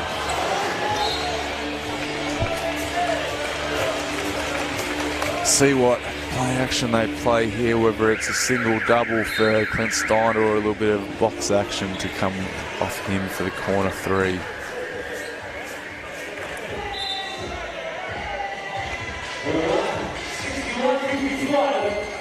Floor wipers getting it done to Daft Punk. Craig? Well, I mean, you're wearing a mask. It's only very natural. Wow, that was very quick by you. Thank you.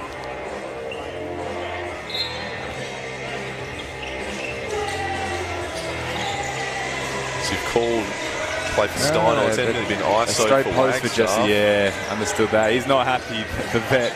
Oh, Jessup eventually just reading the telegraph pass after Wagstaff asking for so long, but he pulls up somewhat transition and nails the triple. The footwork in front of us is an absolute display. Pleasure to watch. Justinian Jessup. One, I need to apologise because I was pronouncing his name incorrectly the first game, but mate, welcome to Australia. You can stay here for 15 years with Jesse Wagstaff knocking down a three, the savvy veteran. His 12th season in the NBL. He hasn't hesitated the chance of coming back to the Wildcats. It was a big shot because there's a double-digit lead there with the Hawks, and they've been playing for all the momentum as they head into the fourth quarter. 7 seconds on the clock. Isaac White has an opportunity to show what he can do. Goes at the bucket, bit of contact by Bairstow. They've eventually called. He's going to have his first two shots. So Gak will head to the line and shoot two.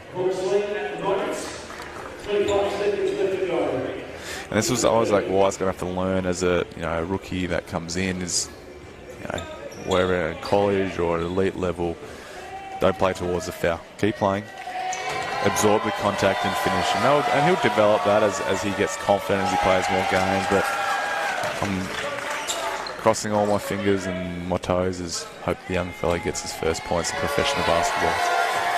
Good to see Gak back out there with foul trouble to the Hawks bigs, but misses both, unfortunately. We expect the last shot here from Perth Wildcats with time expiring in the third quarter. 16 seconds, shot clock and the game clock are the exact same in the hands of Cotton, guarded by Simon. This is the matchup we'll see a lot over the regular season. And back to Cotton, he goes at the bucket. Looking, Britt has space. The Kiwi, that one drops out. There's an opportunity for potentially over the back. Steinel has a laugh about that, but a response from the Hawks in the third quarter, and they now lead by 7 points with a quarter remaining. Greg, how did they do it? Yeah, well, I think, we saw at the start of the third quarter, they set the tone. There was no, it wasn't like Tyler Harvey just, when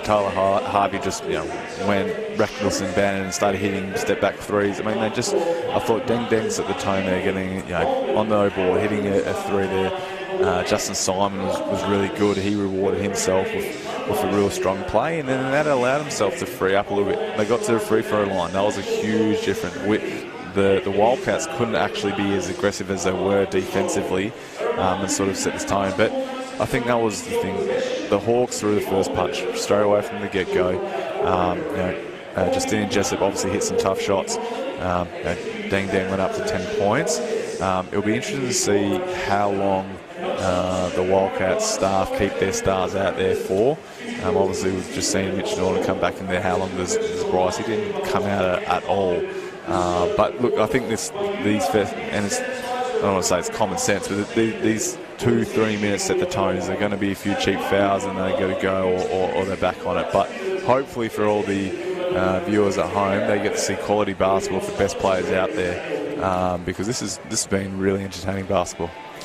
Covered the stats heading into the final quarter. Justin Simon, we spoke to him earlier, 5 steals out there and a block. So often your defensive effort isn't shown on the stat sheet. This time it is. And some of the leaders from the points department, 14 points to Jessup, 14 points to Harvey, 10 points to Deng. So Deng having a great outing. And on the other side, Bryce Cotton with 6 points. John Mooney leading the way with 15 points, 8 rebounds and 4 assists. The thing I liked as well was the insertion of Emmett Nah midway through that third quarter as just a savvy point guard, calmed it down guy. And we look at that, his points plus minus positive 11 with AJ. He got him a couple of cheap points.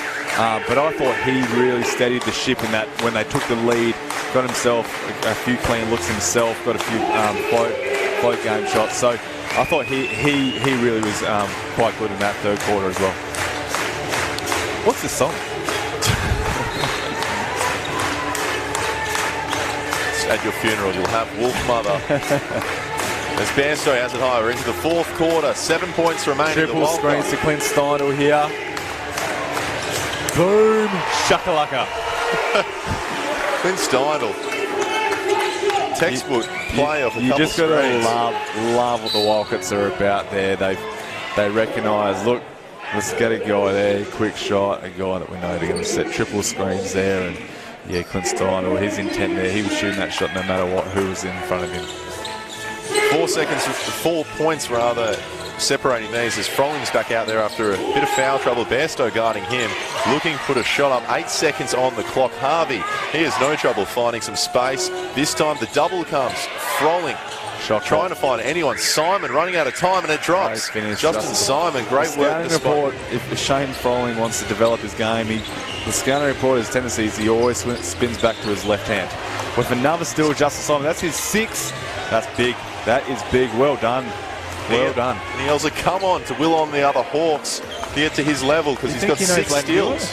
Sorry? Do you think he knows Leighton Hewitt? He's a big Hewitt fan, as Sherville doesn't hesitate from the corner. Ball, Justin Simon's all over post. Great pass. Good dish there by Frolling, and Jessup almost got it. Again, these Hawks players are playing with a desperation we didn't potentially see on Tuesday night. Sherville out to Bairstow. And Steindl in the post. The post, something that's not more commonly known to for Clint Steindl. He's always got the fadeaway though. As Jessup fouls him in the post.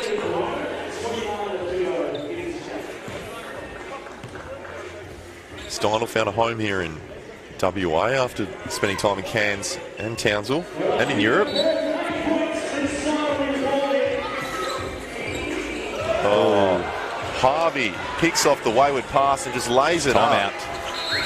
Great start though by the Hawks there. Obviously we recognise that, and it was all from the defence then. Justin Simon, steal, deflections all over the place, had his finger in the pie. Great rebound, led the Blake. Unfortunately not there, but a great look for Justinian Jessup. And you got to love that energy. A bit lackadaisical. It's not a big crowd, but you got to find your own energy. And as I said, these games are invaluable. There's the opportunity. The Hawks, brand new team, brand new coach. New structures, new philosophies, and the Wildcats are similar. So they'll be quite disappointed at the start of that fourth quarter and eager to turn it around. Yeah, Justin Simon, you spoke about playing or finding a role within a team. He was brought in for this specific reason and he's showing it tonight, getting valued confidence from Brian Goorjian. Interesting words from Goorjian post-match on Tuesday about what he thought of Bryce Cotton. Basically just pumping up. Well, I don't have it verbatim, Greg, in front of me. I've got 1,000 notes, but I don't have verbatim Brian Goorjian's quote. I would like it word by word, please. I could probably paraphrase. He said he is very good, and we'd be lucky to have him. If that's required to be a Boomers coach, is to state the obvious about the 2-time NBL MVP, I would like to reassure Australian people that yes, Bryce Connor is very good. Some things need to be said. Yes. As we head back here, Mitch Norton out there against Simon now. Needing some... Whoa, Simon everywhere again, but Norton staying with it. Sherville, no hesitation. Bit flat on that shot. Justin Simon, he is up and about. Boomer, 2-time MVP, he doesn't care. Frolling, bit of space. Guarded by Bairstow, he finds a cutting Jessup, and that was just rimmed away by Steindl. Great heads-up play by Clint Steindl, and now unfortunately not rewarded. Bodies flying everywhere. You're going to love that, though, right now. Yeah, 7 minutes remaining in a preseason match. I feel like I've just notified the 1,000 people here that I also love this. Just went quiet at the wrong time. 7 minutes, 50 seconds remaining, 10 points the difference.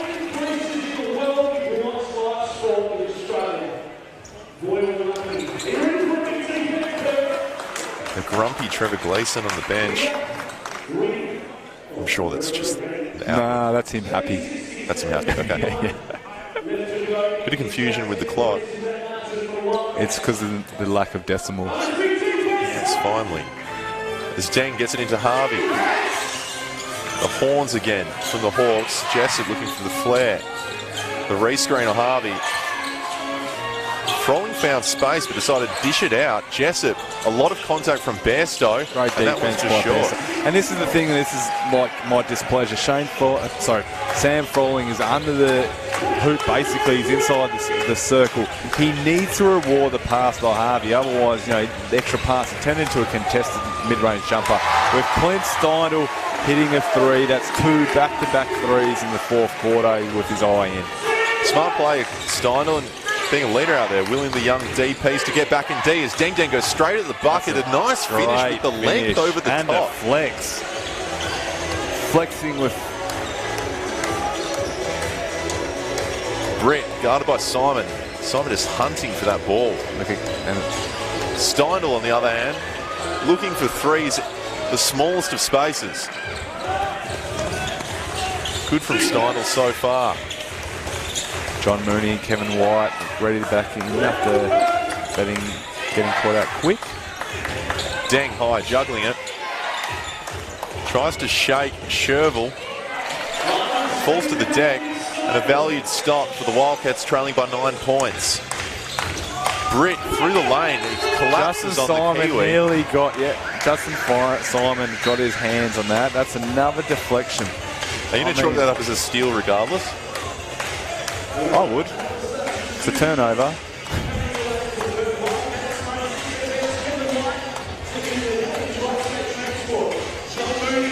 Bit of changes here. Mooney.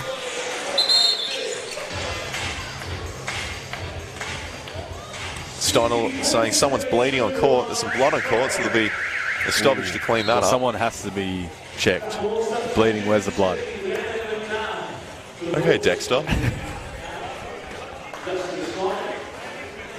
So there'll be a bench timeout as they try and deal with this.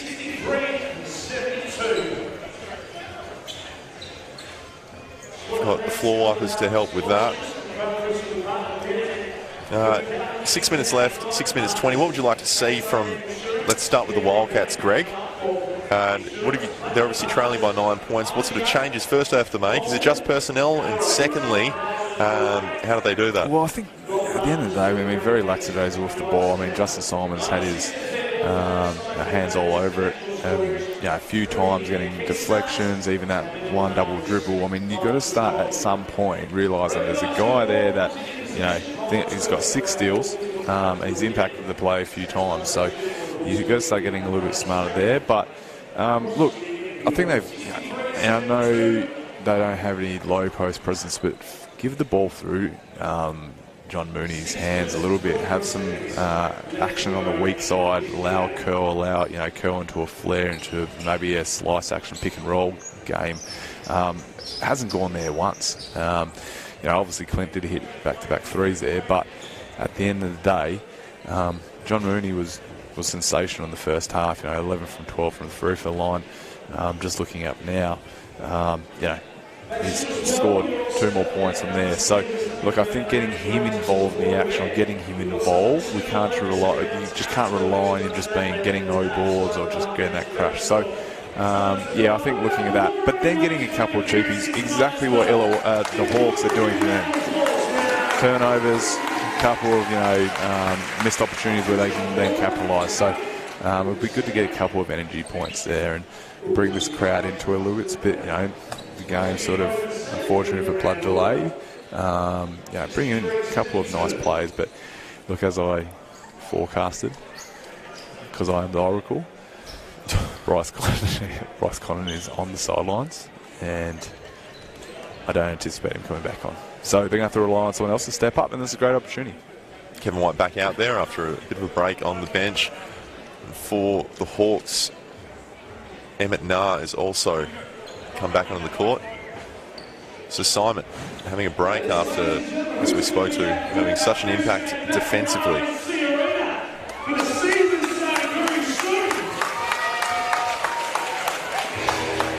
Great turnout for Thursday night basketball. So there's another blood clean-up happening near Well the Hawks done. bench this time.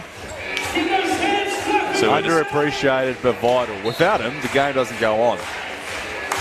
just one sec. There's another bit of blood being cleaned up. Yes. Using... I wonder what would be in that bottle. Would it be stock standard water or some cleaning product? It's cleaning product, surely. Aerosol. Glen 20. This is the worst commentary I've ever heard. I'm sorry. Deng will inbound it. Thank you to the floor wipers. And here we go. 6.5 minutes remaining. They have names, Josh. Harvey high. Froling centre of the screen. Goes straight to the bucket. There's an opportunity for Froling low. They miss it, so they opt for Deng. Deng has been aggressive this second half. Sherville did well to get a hand 6 on seconds it. on the shot clock. 4 remaining. The ball needs to go up. Why Deng not? doesn't hesitate. And there's a scramble, but it falls in the hands of Mooney for the Wildcats. Great hustle play there by Clint just to get his hands on the basketball. White. High. And Norton collect the screen from Mooney. Steindl trying to fake up Jessup. Eventually gets the mid-range off. Unfortunate roll. And the Hawks come the other way. Deng. Drop pass there to Harvey. He's so effective with those running floaters, Greg. It's why the Wildcats need every reaction. I mean, Kevin White paid close attention to him for a backdoor cut, but the next big's got to be next in line there. So if there is a backdoor play, the guy steps up, because at the end of the day, a 14-foot footer, is a layup. Floater for him is a layup. Sherville with 3. He's put up a lot tonight. This one, good work there by Steindl again to get a hand for the offensive glass. Fade away from Steindl. Great minutes of Clint Steindl. He's up to, I think he's coming up to 11 points, 13 points, 5 rebounds, 3 from 6 and 3-point line. You love that leadership from Steindl. His team needs to score. He'll be whatever you want to be in that team. Great the sixth defense man, there.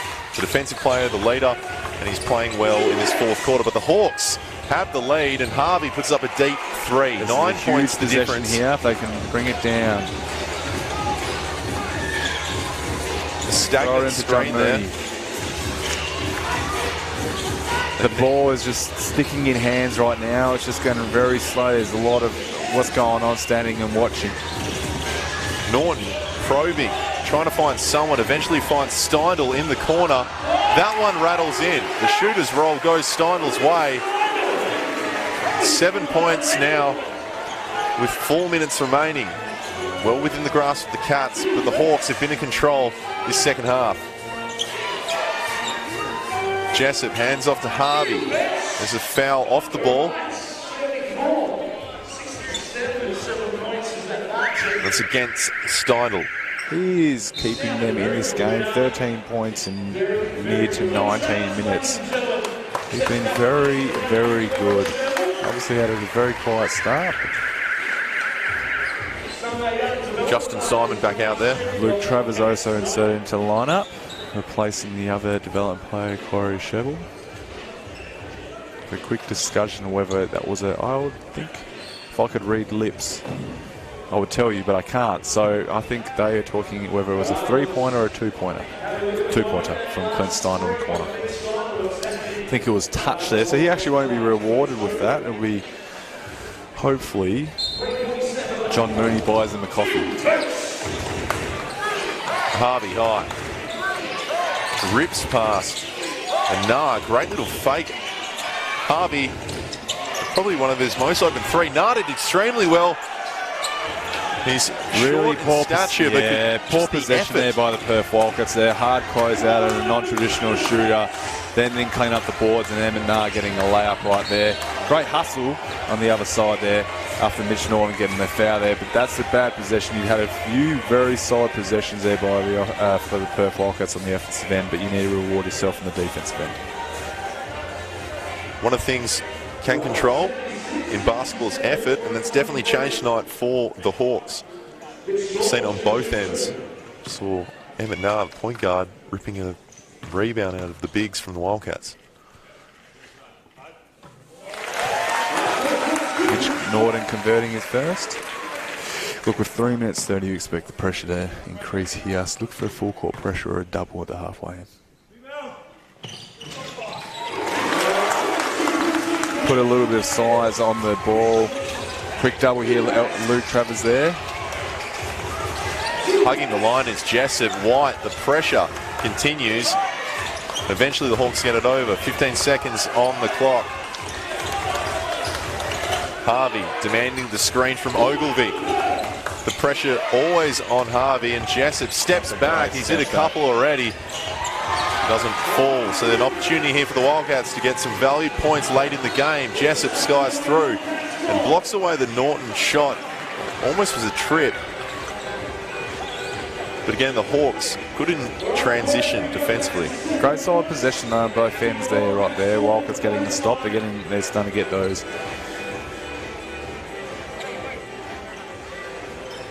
You look, I mean, Clint Steindl, hands on his knees. Well, actually, there's a number of Wildcat players so they're gassed, but look for him. He's obviously finding a real purple patch here in the fourth quarter. Look for them to try and get him the ball and really reward his scoring output.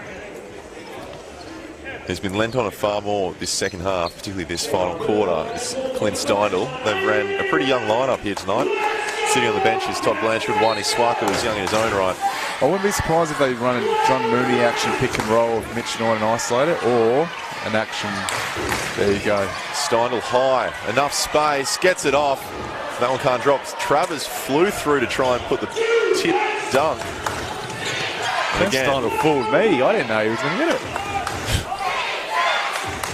Harvey as the horns high for the Hawks. Harvey again just holding onto that ball. Eventually finds Nah on the wing. Ogilvie, it's been great this game. Back to Nah. Smart heads up play by Kevin White though. 7-double and challenging Emmett Nah to hit that shot where he didn't capitalise. Travers. Down to Mooney in the post. Ogilvie working well. The fadeaway hook shot from Mooney. Good solid shot, great footwork. It's a tough shot. 5-point game with under 2 minutes. See, this is what the fans came to see. Great double by Kevin White there. Harvey finds Jessup. The two shooters helping each other.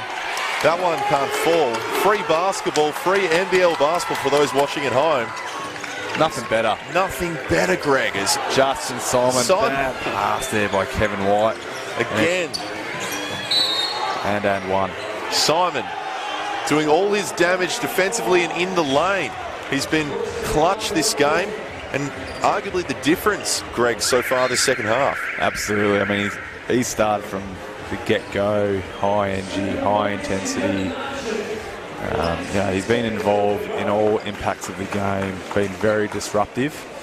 And we've just seen there, unfortunately, a bad turnover by the Perth Wildcats, compounded by a three-point play. And, hopefully he rewards himself. But he's had a sensational game. As we see maybe the vet coming back in here, Jesse Wagstaff, pulling threes. Clint Steindl has been sensational in the fourth quarter. He well and truly kept them in the game. So great effort by Sneaky Steindl.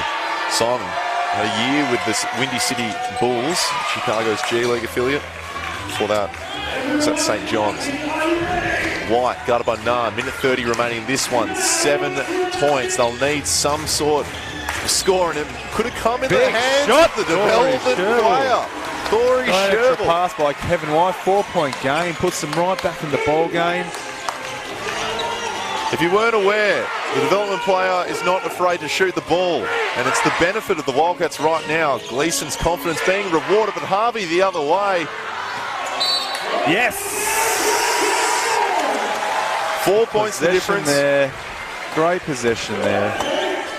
I apologise. I said yes because I wanted some water. Thank you. The Wildcats will be baseline right now. The Hawks had all the momentum going into the fourth quarter, but there's an opportunity for the Wildcats to step through and have another win this week. White against Simon. Double screen coming from the Wildcats. Mooney with space low. The foul from Ogilvie.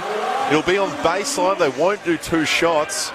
And the Hawks aren't in foul trouble. So smart foul by AJ Ogilvy right there. He knew he was caught. He's in his 4th foul. So the Bigs in foul trouble all game for the Hawks. 58 seconds. Sherville will inbound. 4 points remaining.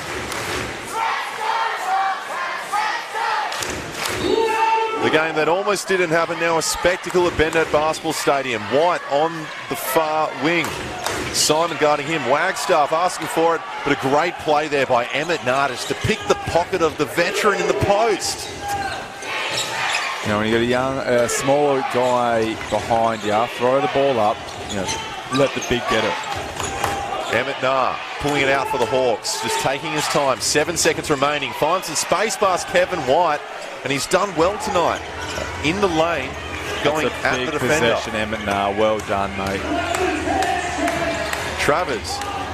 Justin, who is it? Sorry, who was it, Josh? It's Justin Simon, and up the other way, finishes as well. Well done, Justin Simon. You have truly won this game off your effort tonight, mate. Well done. And to the Hawks fans watching at home, you've got yourself a great little piece there, a part of your NBL 21 roster. 11 seconds remaining, 8 points the difference, and again a steal between Nar and Simon.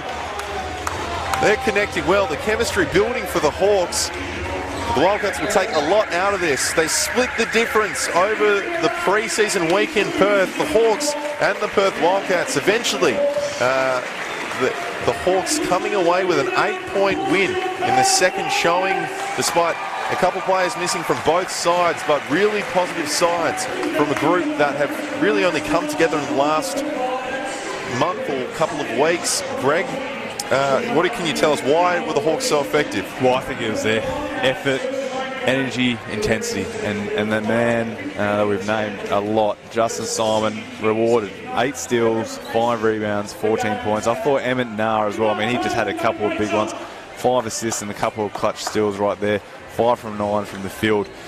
Look, Justinian Jessup and Harvey weren't, you know, from what they were the other night, shooting a combined 4 from 16, and that's a very, you know, rewarding thing for them as a club to see that, you know, those guys not shooting well, but to still be able to get it done. You had 5 guys in double figures. AJ Ogilvy with 7 and 7 boards as well. They will walk away with a lot of positive signs in that regard. You know, they came over here, obviously different environment, playing, you know, their very first preseason. I think they played Sydney Kings in a close game, but they came in here and as a young group who wanted to respond. Obviously losing the first game, but yeah, fantastic effort by them, and I think real positive signs. Obviously, with Cameron Bairstow is still coming to the lineup, so. Great job from all accounts for the Hawks. Taking a look at the scorers from the other side, John Mooney with a fantastic showing, 19 points, 13 rebounds, 4 assists, only 2 turnovers and a block. So the import from Notre Dame, impressing in his second outing for the Wildcats. A good response from him going through some of the other starters. Corey Sherville, the DP, with 10 points and a big 3, along with 9 rebounds, Corey Sherville. So one to look out for, 10 and 9. Bryce Connon with just 6 points. Mitch Norton, 11, 5 and 2. Clint Steiner also on the bench with 13 points, very effective in the final quarter. What positives did you take from the Wildcats? Yeah, well, I think John Mooney's mindset, I mean, 19 and 13 straight away from the get-go was definitely pleasing.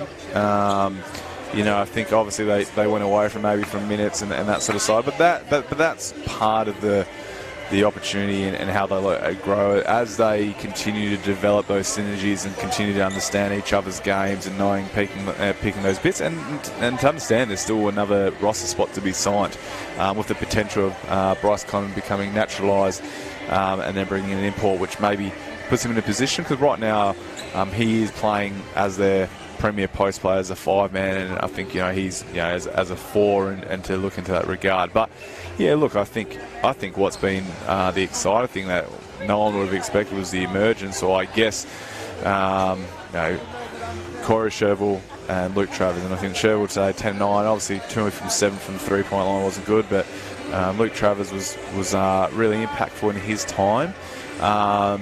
Yeah, look, I think they've got a lot of things to develop, but with a veteran group, Bryce Connon, 6 points was handled quite well, and that's what these guys will have to adjust. New group, obviously missing Todd Blanchard, who I think will be a significant piece in that regard. So, yeah, real positive steps. Obviously, knowing that you've got some youngsters in there, so that unfortunately if there's an injury that happens, and that's a common occurrence, and it could happen more with a condensed schedule, that you could go look down the line and say, yep, I've got a guy like Corey Sherville that will come into play and be good. Lots been spoken about Brian Goorjian's now, so obviously so much time in the NBL, and as the Boomers coach previously, the first international to be named Boomers coach. But what can be said for a coach's ability to hype up a team, their effort? Because there's so much talk about his ability to be so good with the X's and O's. Yeah, I just think, I walked into the Perth Arena the other night, and just 2 hours or an hour and a half before the game, like, he's underneath the ring, and he's doing an individual session with those guys, and I think that's what, as a basketball player, you want to get the best out of yourself, and you need support and resources to allow that, and whether that's a high performance system, support staff, but a coach is obviously the guy that leads the tone in that regard, and that's what Brian Goorjian does. Not only is he an expert with the X's and O's, but I think every single person knows just what you're going to get with him. A genuine desire that he wants to get the best out of you. There's all the stories about him. Like people mentioned when he got signed, that the likes of Joe Ingles was sort of saying good luck with trainings, but it's brutal. But when I was playing for 10 years, I love training. I love that competitive side of it. Obviously I wanted to play as many minutes as I can, but when you're doing something every single day, you want to love it, and it does want to become like clockwork, and I think that's what Brian Goorjian will bring, another level of professionalism for that club, and that's what something the whole region of Illawarra need. Whilst they had the excitement of LaMelo Ball last year, it wasn't capitalised in terms of attendance, and maybe because that's, in terms of the results, but I can guarantee there's results going to come along the way with that organisation, and what I do know about that supporter base is they'll support the team similar to the Wildcats that will provide energy, will provide passion, provide genuine intent, irrespective of the wins or losses, and so that's exciting times for them. And from a long-term thing, it's only good and better for the league. We're seeing that not only is the quality of basketball players returning to the league, but the quality of coaches, and that only helps in the long term. There wouldn't be a surprise to see an NBA guy like a Joe Ingles go, yeah, absolutely, where is Brian Goorjian? I'll go in there, because obviously the expert tutelage like him. So it's awesome to see him back into the fold. A Boomers coach, he's obviously going to be keeping a keen eye on the current group of NBL players. But it's pretty special. Thank you for the words, Greg, and it's right, it's great to see the Illawarra Hawks shaping up to be a pretty tough side if they can get all their bodies on the court. The Wildcats, obviously back-to-back champions, searching for that three-peat. They've split the difference this week. Thank you so much for joining us for the 2 fixtures, and best of luck to every NBL side for the rest of the season, because who knows what's going to happen from here, Greg. But my absolute pleasure. And before, as we tune in, please tune into the WNBL finals, as we mentioned, because they've done a tremendous job this season, and we that's some high quality basketball. But thank you, Josh, for sharing the broadcast. It's been an absolute pleasure. Thank you, guys, and enjoy the rest of the preseason basketball ahead, and obviously the new NBL 21 season. All the best.